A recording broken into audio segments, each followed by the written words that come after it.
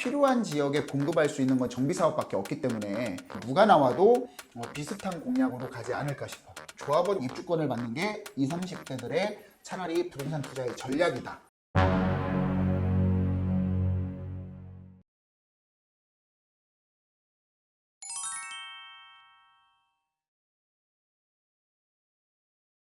원래는 대선 결과에 따라서 집값이 오르거나 내리거나 영향이 없지는 않지. 이제 특히 이제 대통령이 누가 돼서 어떤 공약에 따라서 이제 하느냐에 따라서 시장이 반응을 하는 건 당연한 거야. 특히 이제 뭐 예를 들어서 이제 테마주 같은 게 주식으로 보면 테마주가 나오잖아. 테마주처럼 이제 가격이 뭐 어떤 후보가 되느냐에 따라서 폭등을 하거나 아니면 폭락을 하는 경우가 있는데 당연히 대통령이 누가 되느냐에 따라서 정책적인 변화가 있기 때문에 집값의 영향은 당연히 오르거나 내리거나 할 수 있지. 하지만 이게 사실 대통령도 중요하지만 정책적으로 중요하지만 지금은 전 세계 시장에 대한 이 외부 충격이 더 중요한 상황인 거지.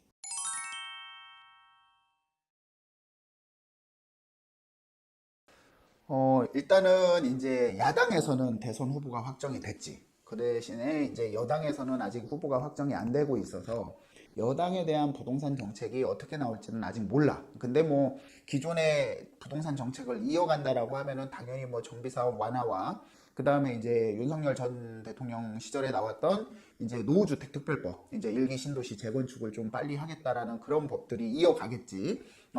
이제 그런 거라고 봐. 그러니까 이제 여당에서 나오면은 그 기존에 있던 부동산 정책들을 이어갈 것으로 예상을 하고 지금 야당에서는 이제 이재명 대통령 후보가 이제 후보가 확정이 돼가지고 이제 하는데 실질적으로 이제 뭐 공공 재개발이라든가 아니면 4차 신도시 제4기 신도시라든가 이런 개발 계획들이 발표가 공약으로 되고 있지만 실질적으로 서울 도심권이나 필요한 지역에 공급할 수 있는 건 정비사업밖에 없기 때문에 정비사업 쪽으로는 여당이건 야당이건 대통령 후보가 누가 나와도 비슷한 공약으로 가지 않을까 싶어.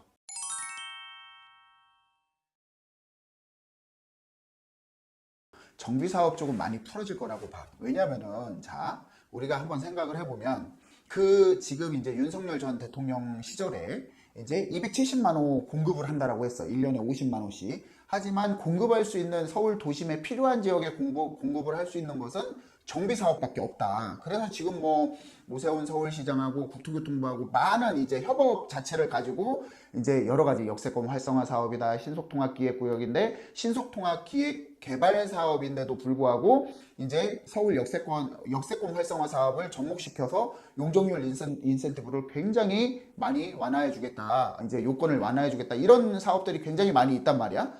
그리고 또 만약에 이제 야당에서 대통령이 된다라고 하면은 우리가 이제 야당의 대통령은 그 전 윤석열 전 대통령 전에 있었던 문재인 전 대통령을 한번 보면 될 것 같아. 왜냐면 임기 내내 5년 동안 규제만 했었어 사실적으로. 규제만 계속적으로 규제만 했었는데 마지막에 왜냐면은 공급은 넉넉한데 공급은 부족하지 않은데 수요자가 투기꾼들이 너무 많아가지고 다주택자들이 이 공급을 이제 다주택자들이 매수가 너무 심해가지고 공급이 따라가지 못하고 있다 이런 취지였는데 결국에는 어떻게 됐어? 마지막 임기 1년 남겨놓고 내가 실수했다 판단이 착오가 있었다 분명히 공급이 부족한 게 맞았다라고 해가지고 어떻게 됐어 그때? 뭐 태릉 CC라든가 군인 골프장이라든가 아니면 용산에 있는 정비청 부지라든가 아니면은 여러 기지청 부지들 서울시에 있는 여러 기지청 부지들 말도 안 되는 지역들 뭐 이런 지역들에 아파트 공급을 하겠다라고 1년 안에 1년도 안 남았을 때 그런 공약이 나왔단 말이지. 자 그러면은 인식은 맞아 떨어져. 여당이건 야당이건 서울 시내에 필요한 지역에 공급이 굉장히 부족하구나라는 인식은 맞아 떨어지기 때문에 정비사업 완화는 어떻게 보면은 여당이건 야당이건 갈 수밖에 없는 사업이다 이렇게 보는 거지.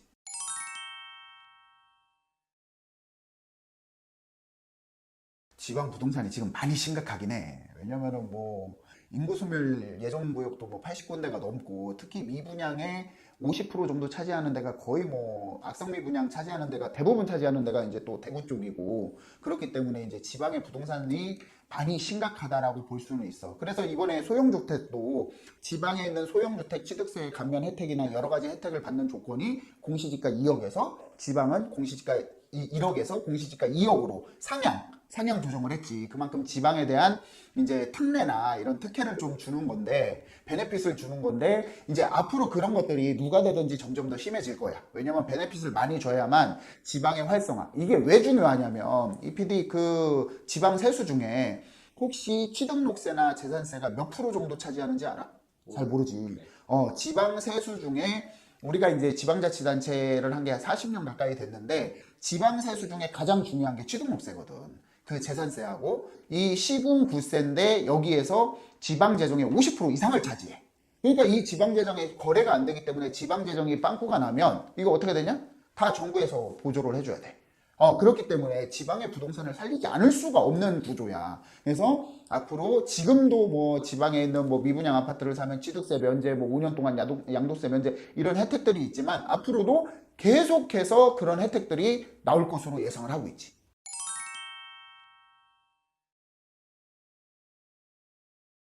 급지별로 좀 구분을 할 수 있어. 물론 서울 시내에서 뭐 하급지 같은 경우에는 지금 뭐 5억에서 7억대 뭐 이렇게 해가지고 이제 매수할 수 있는 것들이 있지. 한 2, 3억만 모아도 실질적으로 대출을 뭐 한 50%, 70% 받고 이제 접근할 수 있지만 그래도 누구나 자꾸 이제 중급지나 상급지를 가고 싶어 하기 때문에 사실 20, 30대들이 이제 중급지, 상급지 가는 거는 굉장히 어렵지.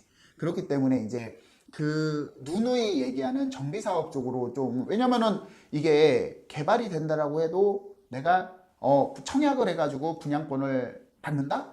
굉장히 쉽지 않을 거야. 왜냐면 주택 공급이 그만큼 적어지기 때문에 청약으로 내가 들어가가지고 여기를 받는다? 당첨이 된다? 그건 진짜 어려워. 왜냐면 가점이 그만큼 높아지기 때문에. 그렇기 때문에 정비사업 쪽에 차라리 조합원으로 들어가서 조합원 입주권을 받는 게 20, 30대들의 차라리 부동산 투자의 전략이다. 라고 볼 수 있지.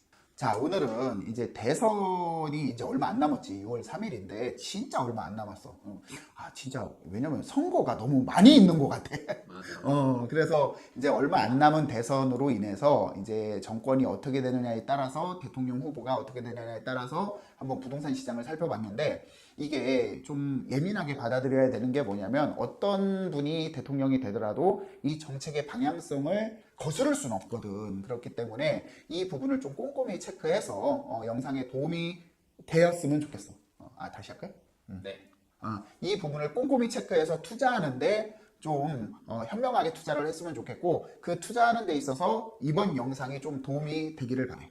시청하시고 부동산 쪽에서 뭐든지 좋습니다. 그래서 궁금하신 부분이 있으면 댓글로 남겨주시면은 현실적으로 컨텐츠를 만들어 가지고 한번 촬영하는 그런 시간을 계속 갖도록 하겠습니다. 오늘은 여기서 마무리하겠습니다. 감사합니다.